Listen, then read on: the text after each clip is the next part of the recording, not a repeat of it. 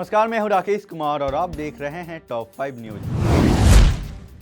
Delhi MCD standing committee चुनाव के दौरान सदन में देर रात बीजेपी और आम आदमी पार्टी पार्षदों में झड़प, मेयर ने लगाया हमले का आरोप। दिल्ली नगर निगम में मेयर और डिप्टी मेयर चुनाव के बाद अब स्थायी समिति के सदस्यों के चुनाव को लेकर एमसीडी सदन में देर रात हंगामा रहा। स्थायी समिति के सदस्यों ने चुनाव को लेकर हंगामे के बीच देर रात आम आदमी पार्टी और भाजपा पार्षदों के बीच हाथापाई तक की नौबत आ गई।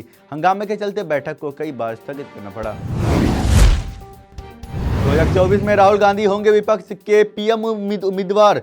उद्धव ठाकरे के बाद अब शरद पवार ने कर दिया इशारा। अगले साल 2024 में होने वाले लोकसभा चुनाव के लिए सियासी बिसात बिछना शुरू हो गया है। कांग्रेस के नेतृत्व में विपक्षी दलों ने गठबंधन और आवाज अब मुखर हो रही है। महाराष्ट्र के पूर्व सीएम उद्धव ठाकरे के बाद एनसीपी प्रमुख शरद पवार ने कांग्रेस के नेतृत्व वाले विपक्ष की वकालत की है। साथ ही दोनों नेताओं ने कांग्रेस नेता राहुल गांधी की जमकर तारीफ भी की। शिवसेना और एनसीपी द्वारा कांग्रेस के पूर्व अध्यक्ष की प्रशंसा के बाद उनके पीएम के तौर पर उम्मीदवार और मजबूत दिख रही है।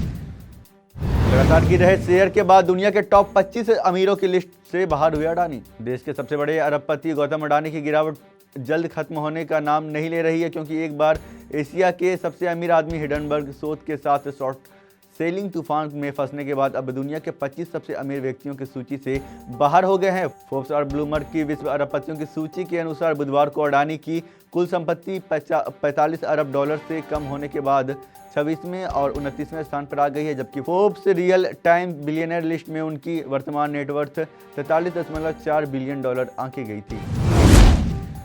ताजिकिस्तान के बाद चीन में भूकंप के झटके, रिएक्टर स्केल पर 7.3 तीव्रता रही। ताजिकिस्तान में गुरुवार सुबह भूकंप के झटके महसूस किए गए।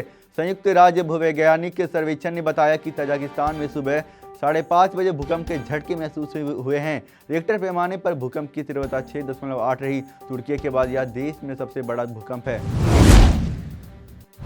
उत्तर भारत में चढ़ेगा पारा, कई राज्यों में बारिश का अनुमान। देश के कई राज्यों में तापमान धीरे धीरे बढ़ने लगा है। हालांकि कुछ हिस्सों में हो रही बारिश और बर्फबारी से लोगों को राहत भी मिली है। देश की राजधानी दिल्ली में ही कोहरे का पूर्वानुमान, जिस वजह से न्यूनतम तापमान में गिरावट की संभावना है। फिलहाल के लिए मुझे दीजिए इजाजत। देखते रहिए पंजाब केसरी। धन्यवाद।